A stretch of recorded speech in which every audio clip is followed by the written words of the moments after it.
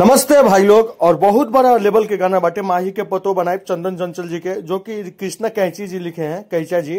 Music छोटू बंटी दिले हवन और वीडियो का पवन पाल शूटिंग कैले हवन, जो कि बहुत बड़ा लेवल के गाना है। बहुत बड़ा लेवल के माही के पतो बनाए चंदन चंचल आ feat Anuradha Yadav Shivansh music world पे आयल बा, जो कि सूरज जी के बा। और एक दिन में देखी 27 लाख व्यू के ऊपर ही गाना के रेटिंग भागता। बहुत बड़ा लेवल के गाना बाजता, बहुत सुंदर प्यारा गाना बा चंदन चंचल जी के।